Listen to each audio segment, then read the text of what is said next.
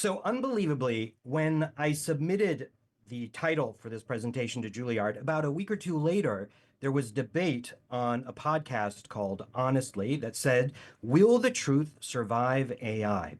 And in the debate were some people who I absolutely adore their books. Jaron Lanier, who's a technologist and a musician, Nicholas Carr, who is an author who's been writing about technology, automation, and how that affects human beings for many years.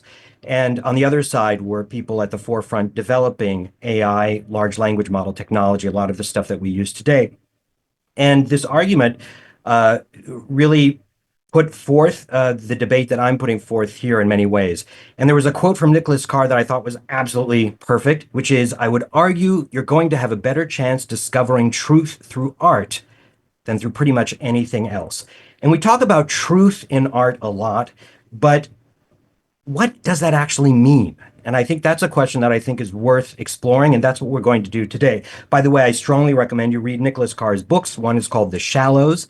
The other is called The Glass Cage, and he recently came out with one called Super Bloom. So we're going to start with my story, which I like to call the crisis of coherence. So before going to Juilliard, I went to Columbia, where I studied art history, psychology, and dance, but we don't talk about that very much.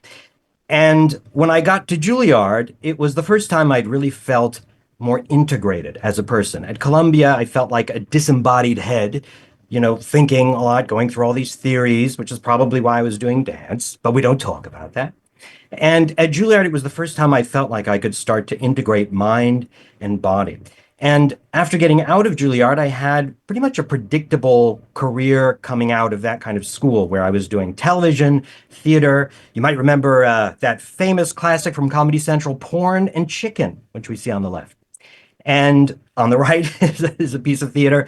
But then something fairly unexpected, unpredictable happened, which is that my mother developed a fairly massive brain tumor a few months after graduating. And I had to take over her business in New York, manage it to keep it afloat while she was getting surgery and in a hospital and recovering. And then something even more unexpected happened, was she died very much soon after that. And then I had to close her business down, and all while I was trying to get my career going. And I actually realized this after I put the photograph up. She died opening night of the performance on the right, which was at City Center. It was a musical called Can Can with Patti LuPone. I don't recommend having somebody die while you're doing a performance. It's not worth it. But that predictable career path or that predictable outcome, it suddenly became very unpredictable. And I became totally overwhelmed by having to deal with all of those affairs. And it was very difficult. And so I fled New York because I felt like I was on the verge probably of a nervous breakdown. And I went to Los Angeles. I'm originally from California, although not Los Angeles. And it was there that I was diagnosed with ADHD, which is attention hyperactivity deficit disorder. And at that time, this was when the internet was really blowing up in terms of YouTube, Facebook, the world that we live in now that we understand is normal. This was all blooming and thriving and growing rapidly. It was very intense. And there was a vast amount of information that was coming out into the world. And it was very exciting for people. And when I was diagnosed with ADHD, the symptoms of which are naturally struggles with focus, struggles with time and time management, it's called time blindness. What are some other things? Impulsivity, short-term memory struggles. A lot of the struggles I had had in college and graduate school, this all related to that diagnosis of ADHD, and getting diagnosed was absolutely a godsend because I found all of these other people who had those similar symptoms, and I didn't think, oh, I'm crazy. I mean, yes, I may have been crazy, but at least there was a label for it. And so I started to look for help, and I looked where there was this massive influx of information blowing up all over the place, and that was the internet. And at the time, because there was so much information that was flooding the space, the approach to technology that was so successful in building these businesses like Facebook and YouTube, et cetera, were being applied to our lives. So you had the rise of life hacking, productivity hacking, all of these ways to improve our lives using the techniques that we use for software development, treating ourselves or our bodies and our lives as software that can be upgraded through hacking. So you do all of these, you read the blog posts, you do the read the books, and you try all the techniques, you buy the courses, you try to do inbox zero, get your inbox to have zero emails. You do the 4-hour work week. Exactly. That doesn't happen. So you try all of these different techniques, and I tried everything to manage what I called ADHD, but also this general sense of overwhelm. And naturally, it was not effective because it was a hack, not a solution, but just a way of getting from one day to the next, 1 minute to the next, a way to hack together your life. I knew there had to be a better way. And I thought back to my time at Juilliard, and I realized that was very successful for me. And I thought, why did that work for me? Why did I feel so integrated? What helped me work towards that sense of well-being? And I remembered it was working with other people. In fact, it was people who were highly motivated people. And we were working within a structure that moved us from one step to the next step. And here, this is my last performance at Juilliard. And just interestingly, the guy on the far right, Anthony, he was just nominated for an Emmy yesterday. The guy in the middle, Brian, he won an Emmy a few years ago. And I know a guy named Remy. So we all had something in connection. Basically, if you want to get an Emmy, you should work with me. Anyway, Juilliard felt like an answer to something. I knew it worked for me, and I felt like it could be scaled out to help others. But more importantly, I wanted to see if I could find that for myself first.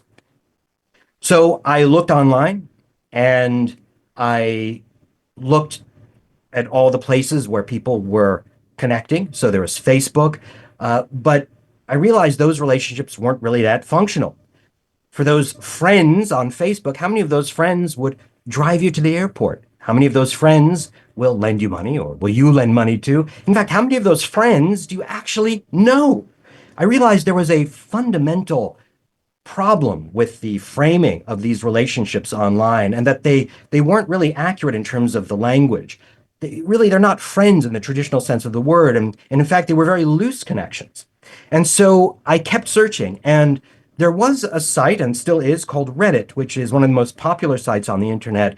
It's a series of essentially forums. And there are what are called subreddits, or small forums, or like smaller subforums. And there was one forum, or small subforum, called Get Motivated Buddies. And this was a forum where people were looking for other people who were working towards similar goals. And so you might see a post like 24 female Eastern Standard Time studying for the MCAT, looking for another female in the Eastern Standard Time zone also studying for the MCAT.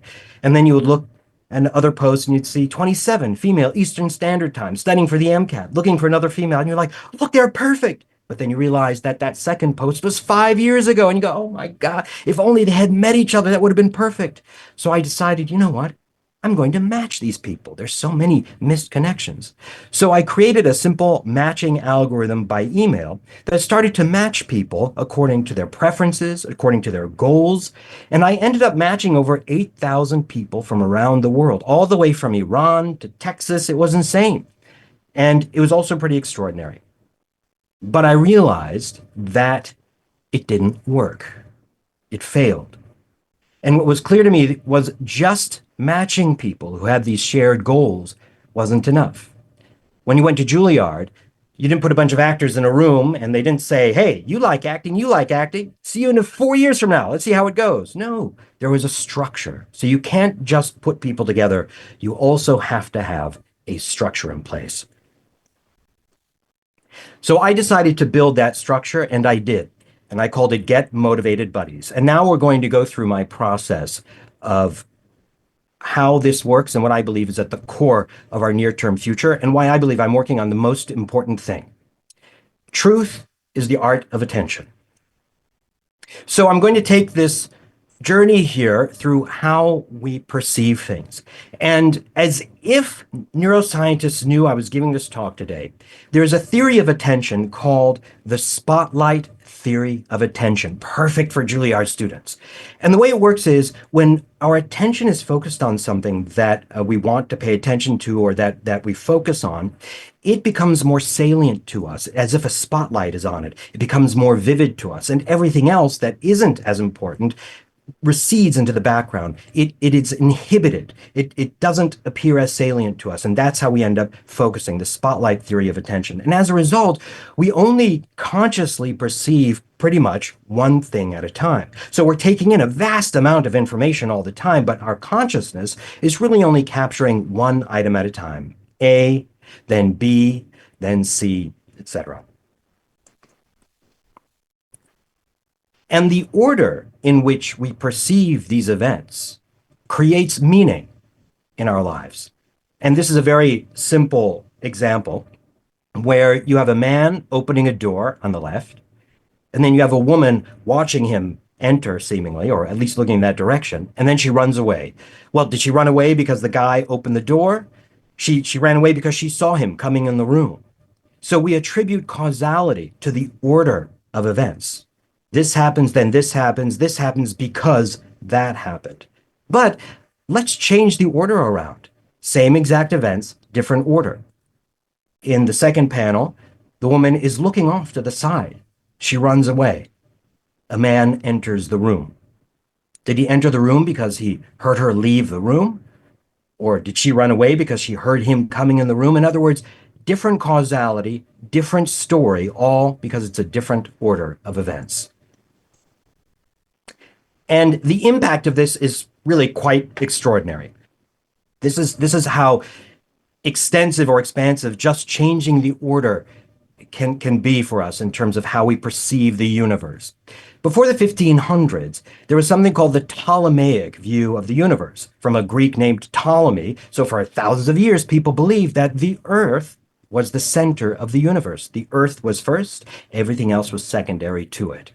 So everything revolved around the Earth, the planets, the sun, and they all revolved in spheres around the Earth. But there was this crazy Polish mathematician named Copernicus. And he said, I don't think this is right. This doesn't make sense to me. According to my maths, I think that everything revolves around the sun. This makes sense to me. I think I like this very much. And so this is called the heliocentric view. So all he did was, through math, change the order of events where the sun is first and everything comes second to that.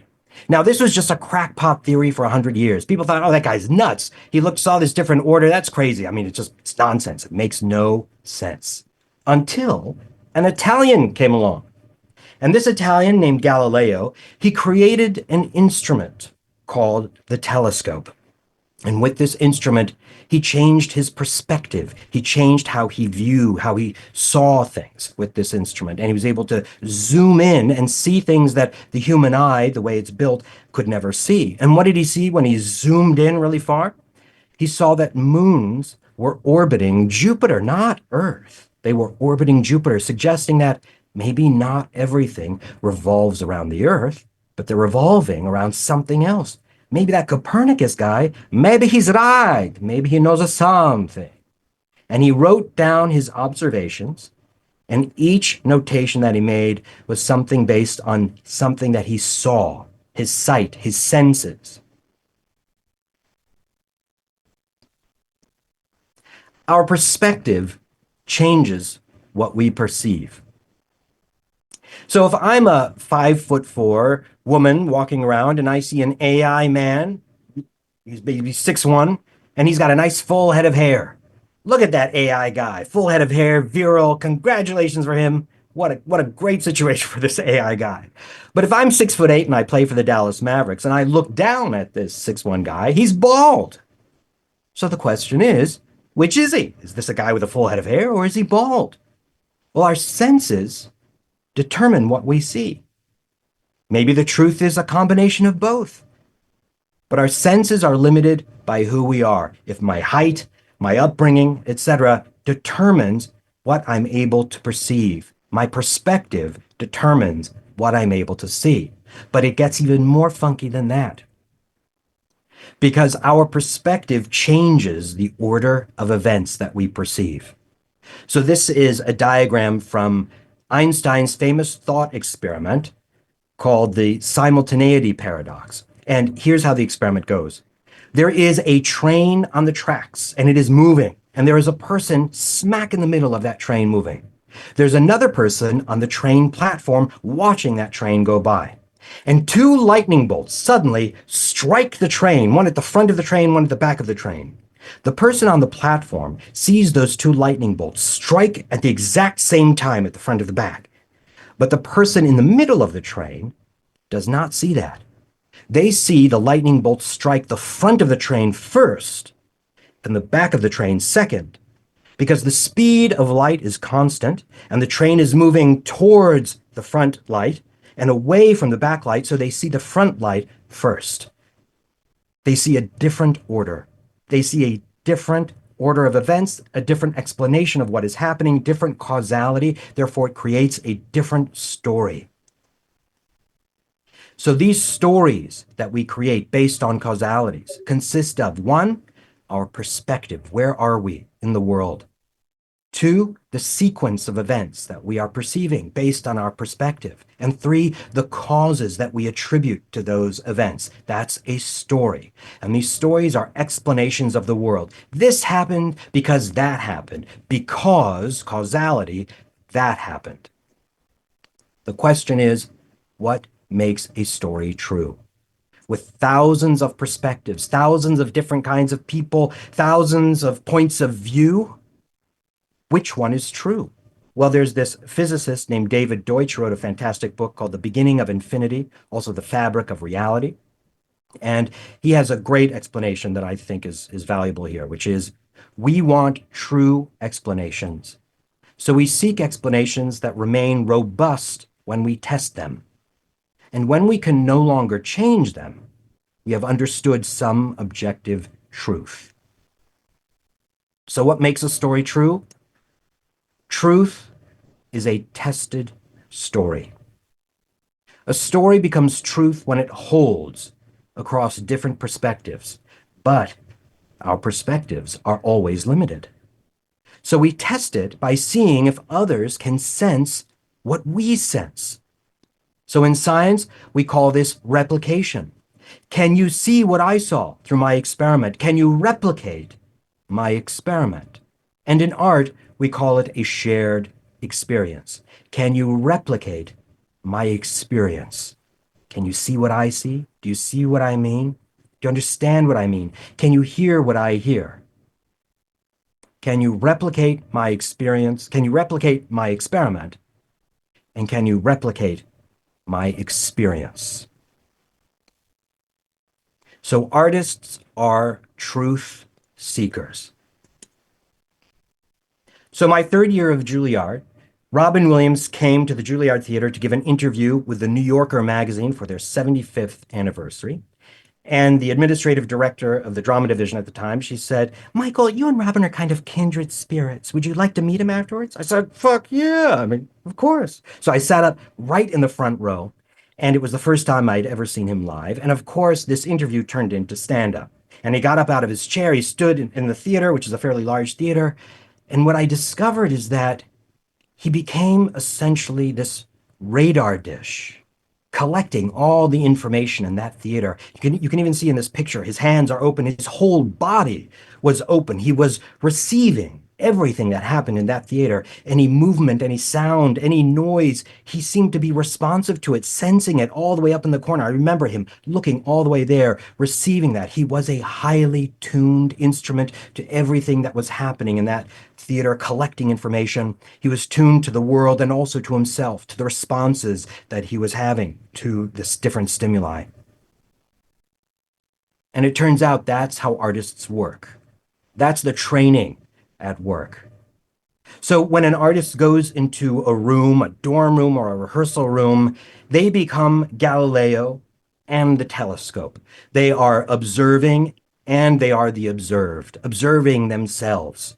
and they experiment with different orders. They play with different causalities. And what they do is they use their attention, moving their attention from one object to another, experimenting with how to get from one object to the next with their attention. How do they move from one object to the next? How do I get from one word to the next? To be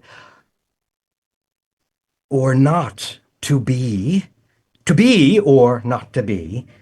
And you try different ways of using your attention. This time I'm going to try it as if I just woke up from a nap. To be or not to be, right? Or as if I just had crack. I don't know if you can say that in Juilliard. It's like to be or not to be, right? Right? To be or so you experiment with all these different ways. And we're using our attention as the instrument to get from one moment to the next. We use motion to discover the emotion, or the emotion to discover the motion, but it's a matter of experimenting. But we don't stop there. We then go to peer review. And we then go into a room and we share our experiments with our peers to see if they make sense. It's an important question here to ask, what is a peer? And I view a peer as somebody who is on a similar journey as you are, and they tend to be in the same place as you are. And they tend to want the same goals, or they're heading in the same direction as you are. Therefore, they understand you. They tend not to judge you, or that's the goal anyway. It's a more non-judgmental environment because they see themselves in you and you see yourselves in them. And this creates an environment that is less judgmental and more, you could say, scientific, because everybody's entering that space in good faith. And then you get feedback. How did the experiment go? Can they sense what you sense? Do they see your perspective? Can they hear what you heard? Can they see what you see? In acting class, 90% of the words that you hear, 90% of the words are, is it truthful? Do you believe it? You talk about truth so much in an acting class. Is it true? I didn't believe that. And if it doesn't make sense, you go back, you continue the experimenting, and then you come back in the room, you present again. And it's this cycle of repetition. You go into the room, you present your experiments, you get the feedback, you go back, you work on it some more, you come and present again, and you do this cycle. And you do this repetitive cycle. And the French call that répétition, repetition. And we call that rehearsal. That's why the French call rehearsal répétition. And that's what's being repeated, the cycle of presenting, feedback, experimenting, presenting, feedback. And once we've reached a point where we go, all right, I think I get it, we've come to some consensus, then we publish. We publish our results of our experiments with the world, just like scientists do. They use scientific journals, we use Broadway, or we use concert halls. And then our goal is to see, can our experiments resonate with others who are not our peers outside of that circle? Does it make sense with others? If so, congratulations, your Broadway show is extended for another year. The investors recoup their costs. If not, I'm so sorry you're closing next week. This, in my view, is Juilliard intelligence. It's about embodying truth. Juilliard intelligence is a catch-all term for this process. Everybody who goes through this process of artistic truth-seeking, I'm calling Juilliard intelligence. To me, Juilliard is an institution that is responsible for catering to the truth, for discovering the truth, for working towards the truth, for peer review, for self-correcting. That's what institutions stand for, which is self-correcting. And there have to be processes in place to keep pursuing the truth by looking at different perspectives. And at Juilliard, and through this artistic kind of process, in my view, it's about embodying that truth, developing your senses as an instrument to keep pursuing and developing yourself to be more sensitive to the subtleties and nuances of the truth. And one seed I'd like to plant for all of you is, what is Juilliard intelligence to you? What is that process to you? What might it be to you? And now we're going to enter into where we are today. Oh, no, actually, first we're going to actually look at the cost. The cost. of what this truth is. There's a great quote from Arthur Miller's Death of a Salesman. Attention must be paid. Doesn't say, the character doesn't say pay attention. Pay attention. It's not a command. She said it must be paid. It's already owed. It's the passive tense. It must be paid. You owe this already. And there's another author named Yuval Noah Harari. He's a historian. He wrote a famous book called Sapiens, then after that, Homo Deus. And the book that I strongly recommend you read is called Nexus, which is about the relationship between truth and information. And he says that the truth is costly because it demands research investment, whereas fiction and fantasy, they are very cheap. You just write the first thing that comes to your mind. And we can see the cost of truth. I've just gone through what it is for an artist. This process of experimentation, peer review, publishing, experimentation, feedback, this has a high cognitive cost, emotional cost. And if you go to Juilliard, financial cost, this is expensive. It's an opportunity cost. You could be doing something else, but instead you are taking time out to pursue the truth, using your own body, using your own mind. And the irony of this is artists use fiction and fantasy to do so. They experiment with different orders. Oh, maybe if he opens the door here. Oh, maybe this time, I just woke up from my nap, right? They're all fantasy elements that we use in order to try to get at the truth. And now we're coming to artificial intelligence, which is truth blind. So how do we get to artificial intelligence? Well, let's start with the words. Let's start with the word art. Now, I would ask this, but as you know, I have ADHD, so I get distracted. But I'd love for you maybe to put in the chat what you think art is. I'm going to give you, 10, 15 seconds to just put in there what you think art is. I don't know if I can see it because this is Zoom and we'll see it, but just 20 seconds.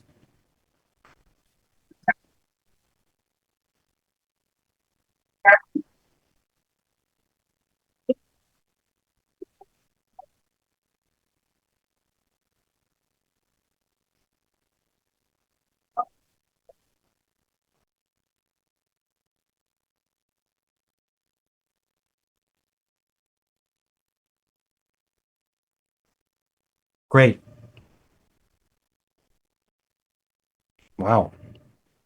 Free creative expression, freedom, the deepest expression, creating what the mind sees, storytelling. All right, these are all fantastic. Speculation, fascinating. Yeah, yeah. Okay, really fascinating stuff. I'm going to go even simpler from that.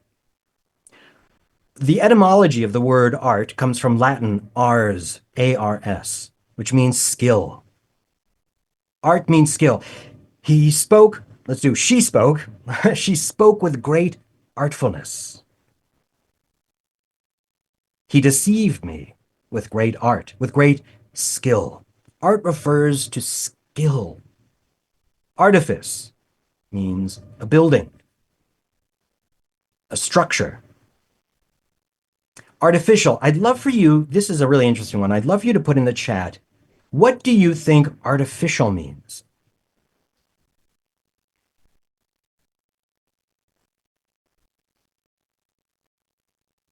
Fake, not real. Created, fake, not real. I find it absolutely fascinating how our first response for most of us is to define artificial as what it is not, which is not real, not genuine, which forces us to ask what is real, what is natural. Now, this is interesting. You want art made not by human, not natural, made by a person instead of nature. So actually, that's something that I kind of arrived at. And yet, humans are made from nature. We're natural, right? So if an ant makes an anthill, is that not natural? Is that an artificial hill, right?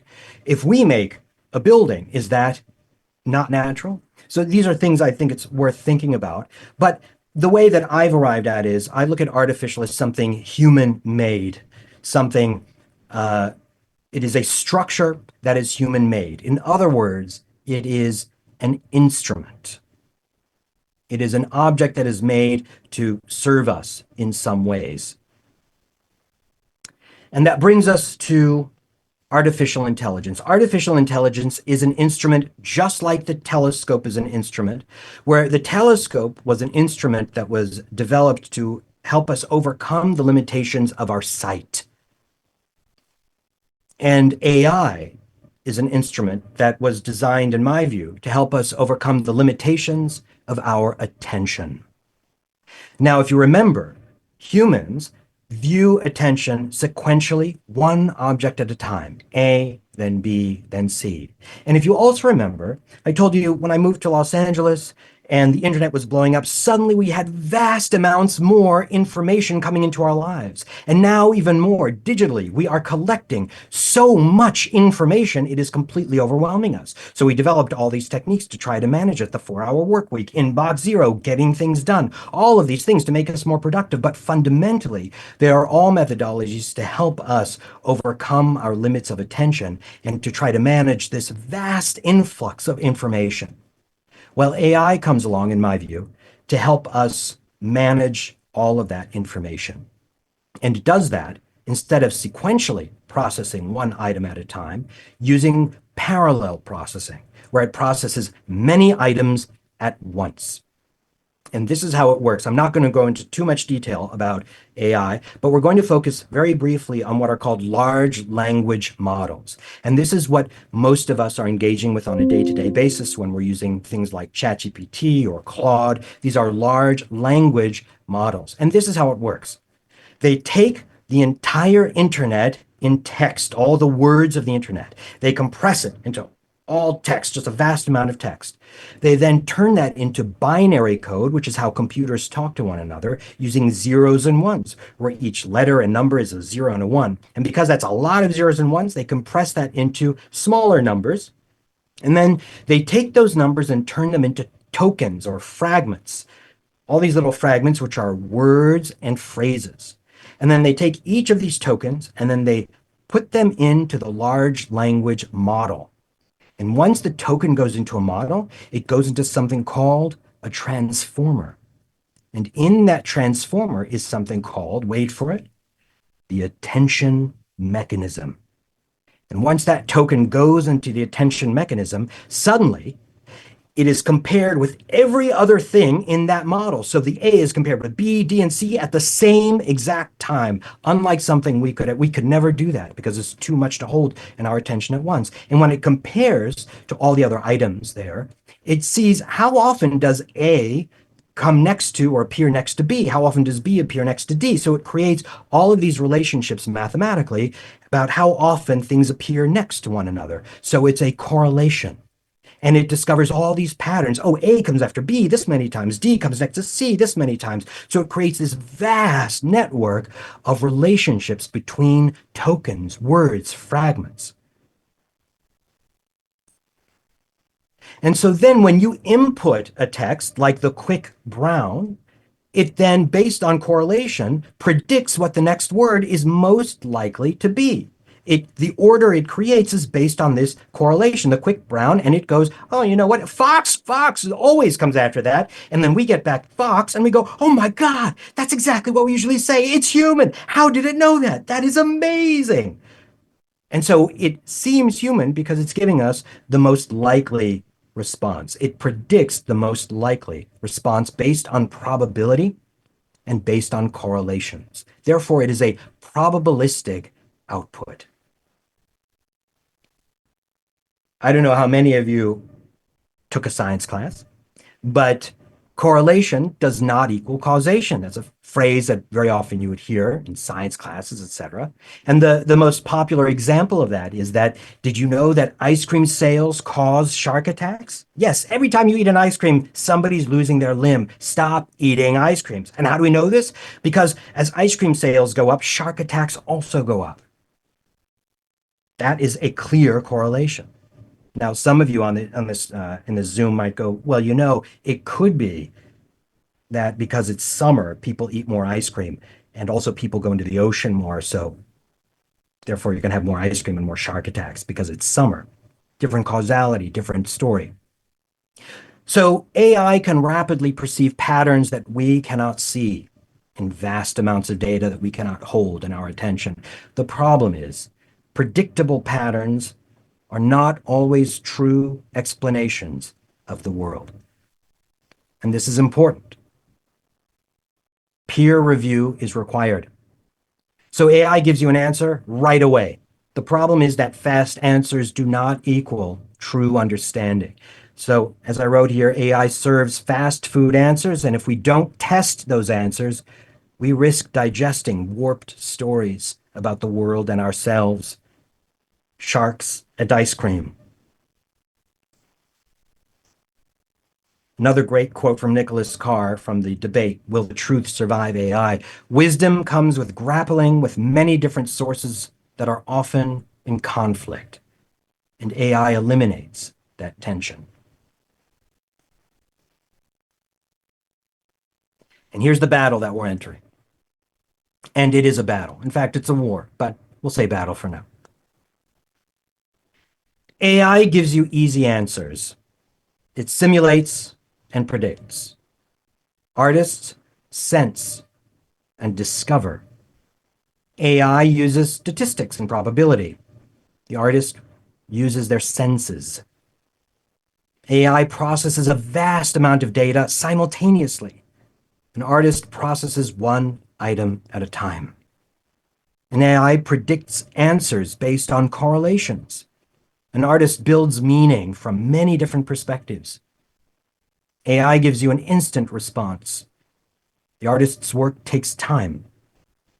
AI is computationally expensive. We're building massive data centers worth hundreds of billions of dollars in order to process all its information, to do all this simultaneous processing. It takes a vast amount of compute.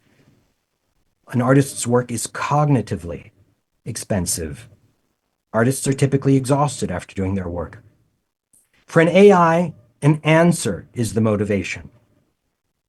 For an artist, the truth is the motivation. Here's what's at stake. AI has already been integrated in much of what we use in our digital life. And as we spend more and more of our digital life online, we're going to be experiencing AI-shaped worlds more and more. If you go onto YouTube, the videos you see are dictated by AI algorithms that are predicting what you will like. If you go onto TikTok, your For You page is a prediction of who the company thinks you are. Facebook, the posts you see are predictions based on who they think you are, based on having collected all that data about you and making these predictions based on correlations. Google, what you see in your search is based on these AI predictions. If you go onto X, if you dare go onto X, likewise, it's the same thing. Instagram is the same thing, but also almost every digital service you use has this integrated and will be integrated more and more so. The problem is they're not just predicting who you are based on your behavior, because they are shaping every single thing that you see and do. They shape who you become, how you perceive the world, the stories that you understand about the world, and what you understand to be true, not only about the world, but about yourself. A true story holds across time, across perspectives. AI predicts and artists test. So coherence, what I told you I was looking for, means holding multiple viewpoints, even when they conflict, and making sense of them. Yuval Noah Harari said that the truth is complicated and takes research, and it is complicated. It's not instant. It's not easy. There are multiple viewpoints. And that is precisely what led me to my startup. When I built Get Motivated Buddies, I since have developed it into what I call Juilliard Intelligence for the digital age, GetMotivated.ai. It is a peer-driven, AI-supported behavior change platform for individuals and groups. It's a platform where I attempt to bring the experience of that Juilliard training of peer support, experimentation, non-judgmental feedback, the ability to fail, succeed, keep trying again, repetition, rehearsal, to all those aspects of our lives that improve our well-being, our health and fitness, our work, our education, our all behaviors like meditation, turning off our phone, or studying, or doing focused work, reading, any behavior that improves our well being requires the same kind of experimentation. In a world where we are absolutely overwhelmed with people telling us this is going to solve your problem, this is the hack that will finally solve that one problem you have, I say experiment with it, see if it works for you. Can you find the motivation to get from one thing to the next, to figure out how to meditate daily, to figure out how to exercise daily? You'll need the help from others to get that non-judgmental point of view. And the AI can see patterns that neither you nor your peer can see because it's able to see all that information at once.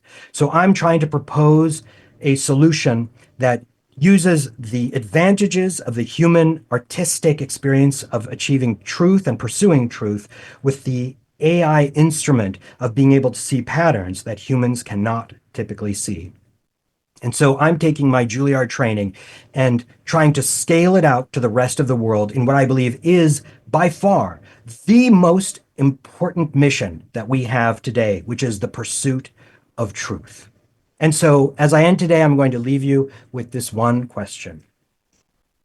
In a world shaped by easy answers, how might you use your Juilliard intelligence? And when I say Juilliard intelligence, I mean this process, however you've come to it or however you perceive it. How might you use your Juilliard intelligence to stand for hard truths? Thank you very much. Please feel free to ask any questions. Contact me afterwards if you want. That's my email. And here's further reading if you're interested. It's been a great pleasure to be able to have this opportunity. I'm very grateful to Juilliard and everyone for being here and listening. Thank you so much.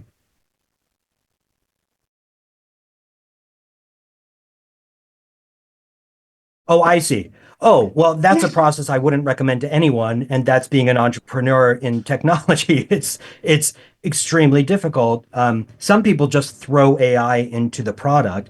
I've had a product for many years called Get Motivated Buddies, and that's a standard platform where people can work together towards their shared goals. But ever since I started, I've been wanting to integrate artificial intelligence. And now, for the past 3 years, it's been exponentially easier to do so. Most people are integrating it in. It's quite easy to integrate AI into a platform. I am just far more cautious about it than most people I encounter because I believe how you integrate AI into a technology platform is it demands very careful consideration. Oh, great question. Just go to GetMotivated.ai. Right now, it's a series of group challenges, and just sign up for one of those. Even if there isn't one that's ideal for you, just put your name in there for the wait list when they open up, and then we'll have your name. Or just send me an email for right now, and then that's a good way to start. Right. So that is, of course, that is absolutely the goal, where anybody can create a challenge. Right now, I'm creating them, but also I'm doing it with artificial intelligence, but also using evidence-backed structures and data. So the entire point of the platform that I have, this new Get Motivated AI front end that you're looking at of challenges is really just the front end for challenges. But the actual application, it's a very comprehensive behavior change system that is based on something called self-determination theory, which uses autonomy, competency, and relatedness, which is related to everything I mentioned in the talk. I chose to omit it for time. But it's essentially a game where you're earning points and that kind of stuff with others. But yes, anybody can create a challenge, and that's absolutely the goal to partner with people.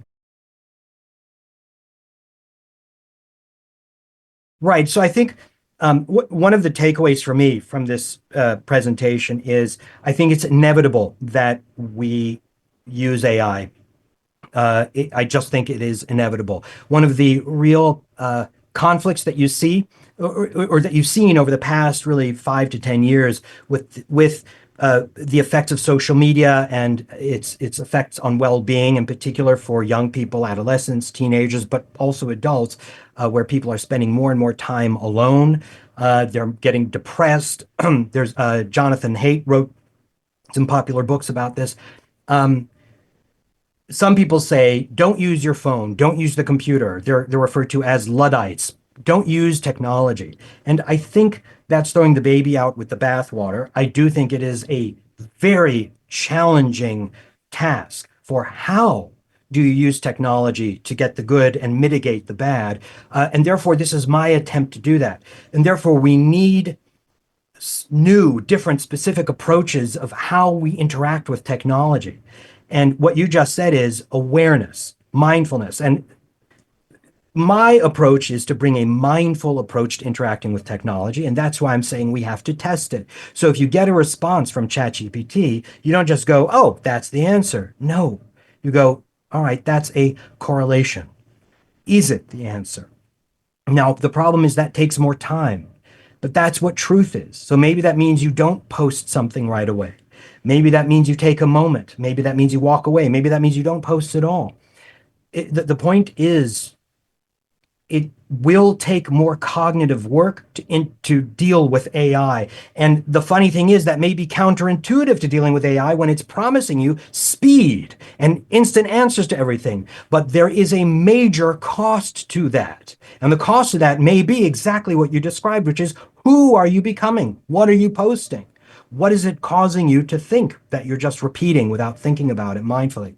So even though, yes, it could make your life easier, there's going to be a huge cost for that, especially in the aggregate for society and our democracy in particular.